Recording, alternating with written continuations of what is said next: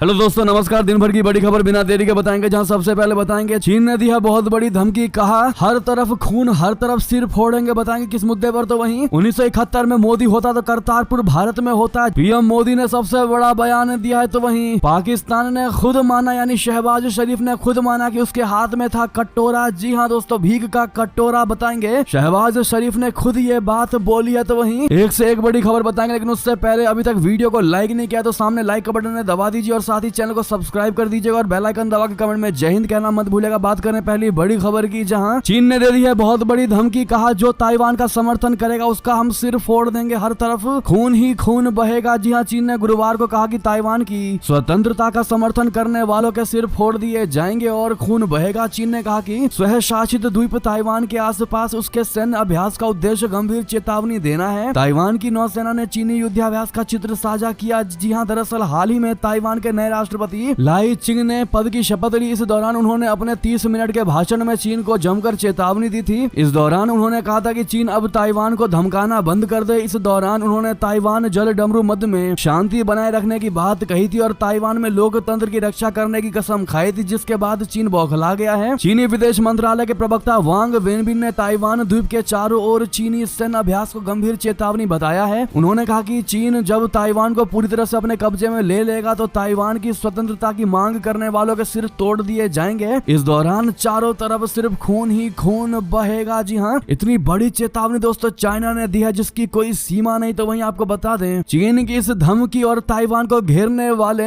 बयान के बाद चीन के युद्धाभ्यास के जवाब में अलर्ट ताइवान और अमेरिका तैनात कर दिए घातक हथियार। जी हाँ दोस्तों, चीन ने जैसे ही अभ्यास शुरू किया वैसे ही ताइवान ने जवाब देने और स्वतंत्रता की रक्षा के लिए सेना को तैनात कर दिया। इतना ही नहीं, अमेरिका भी ताइवान के साथ में खड़ा दिखाई दिया। तो वहीं बता दें, 1971 में मोदी होता तो करतारपुर भारत में ही होता। जी हां, पटियाला रैली में पीएम नरेंद्र मोदी जी का बहुत बड़ा जवाब। बता दें साथ ही साथ भगवंत मान को उन्होंने कागजी सीएम बताया है। दरअसल पंजाब में पटियाला के पोलो ग्राउंड में गुरुवार को भाजपा प्रत्याशी परनीत कौर के समर्थन में रैली करने पहुंचे प्रधानमंत्री नरेंद्र मोदी जी विपक्षी कांग्रेस पर जमकर बरसे। पीएम मोदी ने कहा कि कांग्रेस ने सत्ता के लिए देश का बंटवारा किया और बंटवारा भी ऐसा किया कि 70 साल तक हमें दूरबीन से करतारपुर साहिब के दर्शन करने पड़े। पीएम ने कहा कि जब बांग्लादेश की लड़ाई हुई 90,000 से ज्यादा पाकिस्तानी सैनिक सरेंडर कर चुके थे। 90,000 से ज्यादा सैनिक हमारे कब्जे में थे। मैं विश्वास से कहता हूं कि अगर उस समय मोदी होता तो उनसे करतारपुर साहिब भी लेकर रहता, तब उन जवानों को छोड़ता। वो तो नहीं कर पाए, लेकिन मुझसे जितनी सेवा हो सकी मैंने की। आज करतारपुर साहिब आपके सामने है, देख लीजिए। पीएम मोदी ने कहा कि इंडिया गठबंधन घोर सांप्रदायिक, घोर जातिवादी, घोर परिवारवादी है। सत्ता के लिए ये किसी को भी धोखा दे सकता है। जी हाँ दोस्तों, तो वहीं बता दें, ईरान के दिवंगत राष्ट्रपति इब्राहिम रईसी को किया गया सुपुर्दे खाक, इमाम रजा दरगाह में दफनाए गए। जी हाँ, ईरान के दिवंगत राष्ट्रपति इब्राहिम रईसी को देश की सबसे पवित्र शिया दरगाह में बृहस्पतिवार को सुपुर्दे खाक कर दिया गया, दफना दिया गया। उनकी कुछ दिन पहले हेलीकॉप्टर दुर्घटना में विदेश मंत्री तथा 6 अन्य लोगों के साथ मृत्यु हो गई थी। रईसी को महशद स्थित इमाम रजा दरगाह के अंदर एक कब्र में दफनाया गया। इस दरगाह में शिया समुदाय के 8वें इमाम दफन है। इस मौके पर बड़ी संख्या में लोग मौजूद थे और उन्होंने काले कपड़े पहने हुए थे। जी हाँ, उनके जनाजे में हालांकि उतनी भीड़ शामिल नहीं हुई जितनी 2020 में बगदाद में अमेरिकी ड्रोन हमले में revolutionary guard general Qasem Soleimani के मारे जाने के बाद के जनाजे में थी। जी हाँ, तो वहीं आपको बता दें, उनके इस अंतिम संस्कार में अलविदा कहने 68 देशों के नेता और लाखों लोग मौजूद दिखाई दिए। तो वहीं पाकिस्तानी पीएम शहबाज शरीफ ने खुद माना कि उसके हाथों में था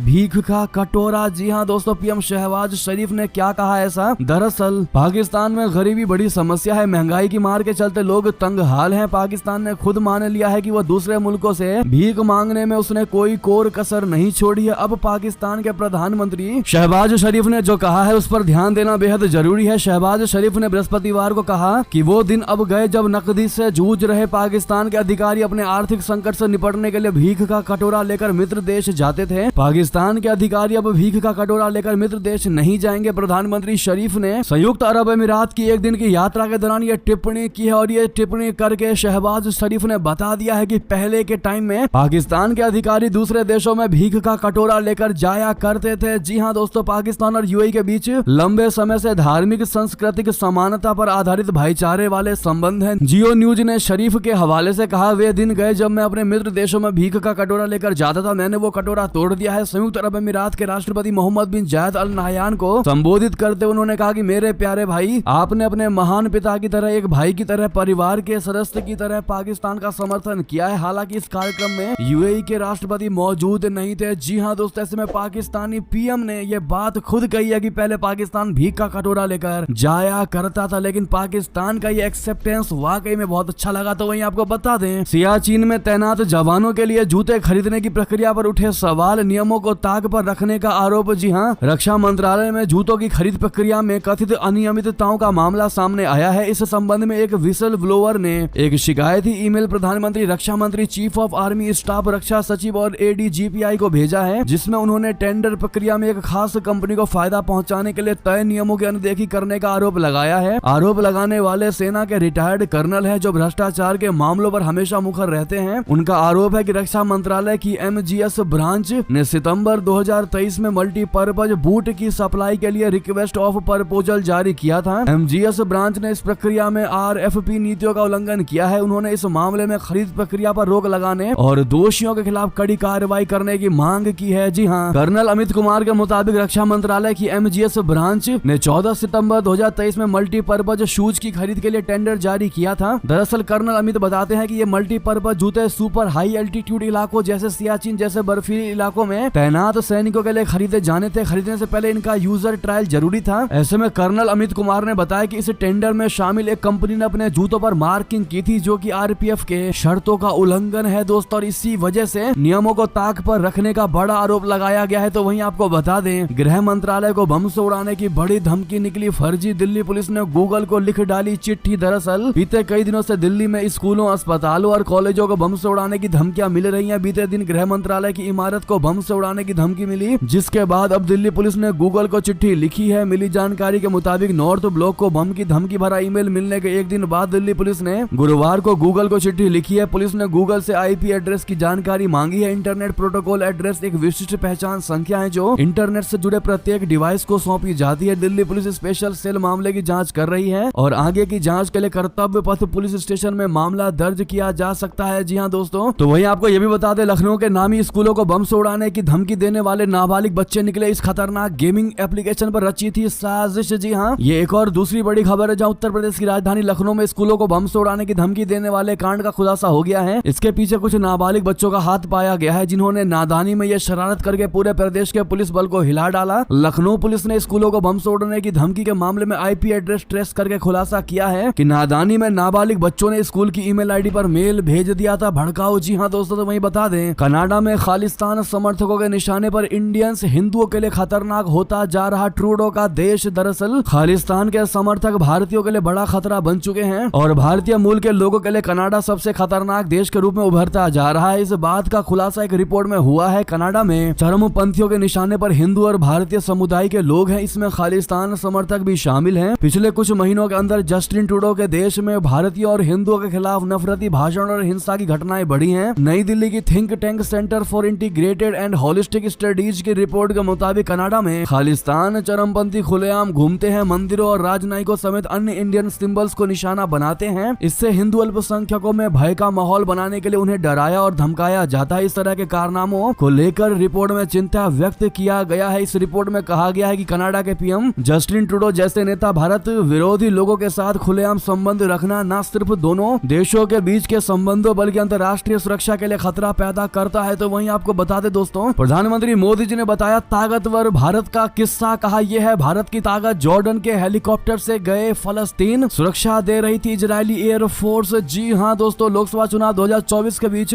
गुरुवार यानी 23 मार्च को प्रधानमंत्री Narendra Modi ji media channel India TV पर शो में शामिल हुए, जहां पर उन्होंने रजत शर्मा पत्रकार के सवालों का खुलकर जवाब दिया। चुनाव पाकिस्तान धारा 370 से लेकर विभिन्न मुद्दों पर रजत शर्मा मीडिया कर्मी ने उनसे सवाल पूछे। पीएम मोदी ने सभी सवालों का बेबाकी से जवाब दिया और कई किस्से भी शेयर किए। इंडिया टीवी को दिए इंटरव्यू में पीएम नरेंद्र मोदी जी ने अपनी फलस्तीन यात्रा के अनुभव को भी शेयर किया। उन्होंने बताया कि भारत कैसे इजरायल और फलस्तीन दोनों देशों के लिए महत्वपूर्ण है। अपनी फलस्तीन यात्रा का अनुभव शेयर करते हुए पीएम मोदी ने बताया कि कैसे उनकी सुरक्षा के लिए इजरायल, फलस्तीन और जॉर्डन ने एक साथ मिलकर काम किया था। पीएम मोदी जी ने बताया कि हमारे यहाँ सेकुलरिज्म है, अगर इजरायल जाओ तो फलस्तीन भी जाओ और सेकुलरिज्म करके वापस आ जाओ। पीएम मोदी ने कहा कि भारत में सेकुलरिज्म का मतलब है कि अगर आप सुबह हनुमान जी के मंदिर जाते हैं तो शाम को आपको इफ्तार पार्टी करनी पड़ेगी। पीएम मोदी ने बताया कि उनका साफ कहना था कि अगर वो इजराइल जाएंगे तो सिर्फ इजराइल ही जाएंगे, अगर फलस्तीन जाएंगे तो वो सिर्फ फलस्तीन की ही विजिट होगी। पीएम मोदी ने बताया कि वो फलस्तीन गए, जॉर्डन के किंग ने जो मोहम्मद साहब पैगंबर मोहम्मद के सीधे वारिस हैं, उन्होंने यात्रा का पूरा इंतजाम किया। जी हाँ, उन्होंने क्लियर बताया कि वो फलस्तीन भी गए, हेलीकॉप्टर जॉर्डन का था और मुझे इजराइल की फ्लीट यानी इजराइल की एयरफोर्स ने सुरक्षा दिया। जी हाँ, ये वाकई में दर्शाता है कि भारत आज कितना ताकतवर है कि कोई देश अपने रूल तक को तोड़ देता है। प्रधानमंत्री नरेंद्र मोदी जी और भारत के लिए तो वहीं आपको बता दें इतना ही नहीं, उन्होंने पाकिस्तान बिना वीजा के जाने का भी किस्सा सुनाया। उन्होंने कहा कि मैं बिना वीजा पाकिस्तान चला गया था, अल्लाह तौबा कर रहे थे वहां के पत्रकार। जी हाँ दोस्तों, आज के समय में जहां पर आतंकवादियों की टारगेट किलिंग के पीछे भारत का हाथ लगातार बताता आया है पाकिस्तान, ऐसे में मोदी जी ने इसका जवाब देते हुए कहा ये मुद्दा है ही नहीं, पाकिस्तान के लोग परेशान है, मैं जानता हूँ, लेकिन उनकी परेशानी का कारण मैं ही हूँ, ये भी मैं बहुत अच्छे से जानता हूँ। जब वहाँ के लोग रोते हैं तो मैं समझ सकता हूँ, लेकिन मैं ये नहीं समझ पाता कि यहाँ के लोग क्यों रोते हैं। मोदी जी ने उदाहरण के तौर पर कहा कि दुख इस बात का है कि मेरे ही देश के ही जिम्मेदार पार्टी का व्यक्ति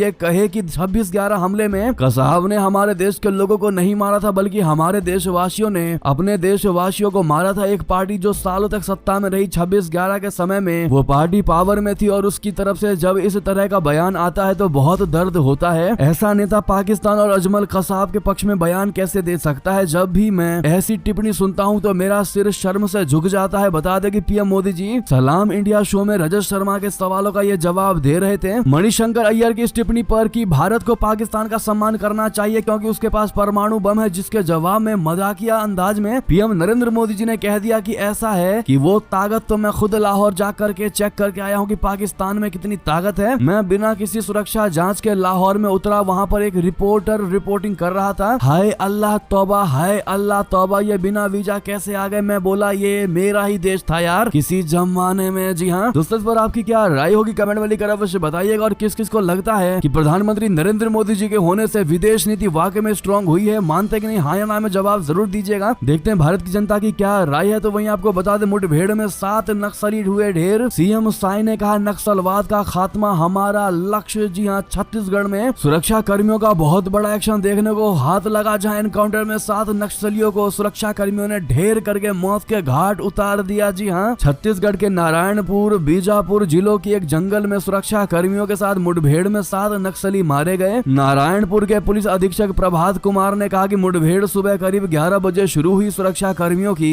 एक संयुक्त टीम नक्सल विरोधी अभियान पर निकली थी, जो अभी भी जारी है। जवान नक्सलियों का मुंहतोड़ जवाब दे रहे हैं। सर्च में अब तक 7 वर्दीधारी नक्सलियों के शव तथा 7 हथियार बरामद हुए हैं और कई नक्सलियों के घायल होने की भी संभावना है। जी हाँ दोस्तों, तो वहीं जर्मनी की नेतन्याहू को बहुत बड़ी चेतावनी, यहाँ कदम रखा तो गिरफ्तार कर लेंगे। जी हाँ, राफा पर हमला कर अलग थलग हुआ इजराइल। दरअसल हमास के साथ जारी जंग के बीच इजराइल का राफा पर हमला करना उसको ही भारी पड़ता जा रहा है। कई मोर्चों पर इजराइल अलग थलग पड़ता जा रहा है। अंतर्राष्ट्रीय आपराधिक अदालत के शीर्ष अभियोजक ने युद्ध के दौरान अपराधों के लिए इजराइल और हमास के प्रमुखों पर आरोप लगाते हुए उन्हें मानवता के खिलाफ जघन्य अपराधों को अंजाम देने वाले वैश्विक नेताओं की सूची में डाल दिया। इनमें इजराइल के प्रधानमंत्री बेंजामिन नेतन्याहू का नाम भी शामिल है। अंतर्राष्ट्रीय आपराधिक अदालत के बाद अब एक और यूरोपीय देश जर्मनी ने भी नेतन्याहू को तगड़ा झटका दे दिया है। जर्मनी ने कहा है कि अगर इजरायली प्रधानमंत्री बेंजामिन नेतन्याहू उसके देश में कदम रखते हैं तो उन्हें तुरंत गिरफ्तार कर लिया जाएगा। जर्मन चांसलर ओलाफ स्कोल्ज के प्रवक्ता स्टीफन हेबेस्ट्रेईट ने बुधवार को इसकी पुष्टि की। उन्होंने कहा कि उनका देश कानून का पालन करेगा और आलोचनाओं से घिरे इजरायली नेता को देश आने पर गिरफ्तार कर लेगा। तो वहीं आपको बता दे दोस्तों, पुतिन को अब छकाएगी यूक्रेनी सेना। रशिया को रोकने के लिए करेगी 10,000 किलोमीटर की किलेबंदी। जी हां, रशिया और यूक्रेन के बीच युद्ध खतरनाक मोड़ ले चुका है। एक तरफ रूसी सेना यूक्रेन के खार्किव शहर के कई कस्बों में कब्जा कर चुकी है। रूसी सेना यूक्रेन में लगातार बढ़त बना रही है। उधर यूक्रेन ने रूसी सेना को रोकने के लिए नई रणनीति पर काम करना शुरू कर दिया है। यूक्रेन के सशस्त्र बलों ने 10,000 किलोमीटर किलेबंदी करने की योजना बनाई है। यूक्रेन का यह कदम रूसी सेना को खदेड़ने के लिए है। यूक्रेन को लगता है कि किलेबंदी से रूसी सेना को कुछ दिन रोकने में कामयाबी मिल सकती है। रशिया के खिलाफ युद्ध में यूक्रेन पहले ही हथियारों की कमी झेल रहा है। अमेरिका ने यूक्रेन के लिए हथियारों की मंजूरी तो दे दी है, लेकिन अभी तक हथियारों की खेप यूक्रेन तक नहीं पहुंच पाई है। यूक्रेनी राष्ट्रपति व्लादिमीर जेलेंस्की ने अपने देश को बचाने के लिए नाटो देशों से भी मदद की अपील की है। जी हां दोस्तों, तो वहीं इजराइल के मंत्री ने अल-अक्सा मस्जिद जाकर क्या कह दिया जिससे हो गया बवाल। दरअसल यरूशलेम में मौजूद अल-अक्सा मस्जिद का विवादों से पुराना नाता रहा है। इस मस्जिद मस्जिद से जुड़ा अब एक नया विवाद सामने आ गया है। बुधवार को इजरायली कैबिनेट मंत्री इतामार बेन गवीर ने अल-अक्सा मस्जिद का दौरा किया। इस दौरान उन्होंने घोषणा कर दी है कि यह मस्जिद सिर्फ इजराइल का है। मंत्री की घोषणा के बाद तनाव बढ़ गया है। बेन गवीर ने कहा कि उनकी अल-अक्सा मस्जिद यात्रा 3 यूरोपीय देशों की तरफ से फलस्तीन को स्वतंत्र राष्ट्र की मान्यता देने की प्रतिक्रिया थी। उन्होंने कहा कि हम फलस्तीन के बारे में एक भी बयान की अनुमति नहीं देंगे। दरअसल यरूशलेम के पहाड़ियों पर मौजूद अल-अक्सा मस्जिद यहूदी और मुसलमानों दोनों के लिए पूजनीय है। ऐसे में आपको बता दें ये मस्जिद जो है वो असली युद्ध का जड़ है दोस्तों। और ऐसे में उस मस्जिद पर ऐसा बयान देना कहीं ना कहीं वाकई में ये और भड़का सकता है आग को। जी हाँ, तो वहीं बता दें भारत जल्द बनेगा संयुक्त राष्ट्र सुरक्षा परिषद का अस्थायी सदस्य। जी हाँ, जयशंकर जी कर रहे प्रण तो चीन के मन में कुछ और। बता दें भारतीय विदेश मंत्री जयशंकर जी लोकसभा चुनाव प्रचार के बीच बार बार ये कह रहे हैं कि भारत जल्द ही संयुक्त राष्ट्र सुरक्षा परिषद का अस्थायी सदस्य बन सकता है। जयशंकर जी ये भी कह रहे हैं कि ये और जल्दी तब हो सकता है जब देश के पास ऐसा प्रधानमंत्री हो जिसको कोई भी ना नहीं कह सकता। भारत सरकार लगातार संयुक्त राष्ट्र सुरक्षा परिषद में परमानेंट सदस्यता के लिए जोर दे रही है ताकि विकासशील देशों के हितों का बेहतर तरीके से प्रतिनिधित्व किया जा सके। जी हाँ, भारत को अमेरिका से लेकर रशिया तक का समर्थन मिला हुआ है, लेकिन अगर कोई देश है जो चाहता है कि स्थायी सदस्य ना बने भारत, तो वो है चाइना जो अड़ंगा डाले बैठा है। तो वहीं आपको बता दें भारत ने दुनिया को नहीं बेचा प्याज तो पाकिस्तान की हुई बल्ले बल्ले। पाकिस्तानियों के आंसू निकाल कमाए डॉलर के डॉलर। जी हाँ, भारत ने प्याज के निर्यात पर प्रतिबंध को हटा दिया है, लेकिन जब भारत ने प्याज को दुनिया को ना बेचने का फैसला किया था तो सबसे ज्यादा फायदा पाकिस्तान को हुआ। लेकिन भारत के फैसले ने पाकिस्तान की आवाम के आंसू निकाल दिए। वित्त वर्ष 2024 में जुलाई से अप्रैल तक पाकिस्तान को प्याज निर्यात से 210 मिलियन डॉलर की कमाई हुई, लेकिन इसके कारण घरेलू बाजार में महंगाई बढ़ गई, जिस कारण सब्जी की कीमतें रिकॉर्ड स्तर पर पहुंच गई। भारत के निर्यात खोलते ही पूरी दुनिया में प्याज के दाम धड़ाम हो गए। जी हाँ, all Pakistan fruit and vegetable exports association के संरक्षक वहीद अहमद ने दावा किया है कि चालू वित्तीय वर्ष के अंत तक प्याज का निर्यात 250 मिलियन डॉलर तक बढ़ सकता है। तो वहीं आपको बता दें थम गया 6वें चरण का चुनाव प्रचार। दिल्ली हरियाणा समेत 8 राज्यों की 58 सीटों पर होगा मतदान। जी हाँ, लोकसभा चुनाव के 6ठे चरण में राष्ट्रीय राजधानी की 7 सीटों सहित 8 राज्यों और केंद्र शासित प्रदेशों की 58 लोकसभा सीटों के साथ साथ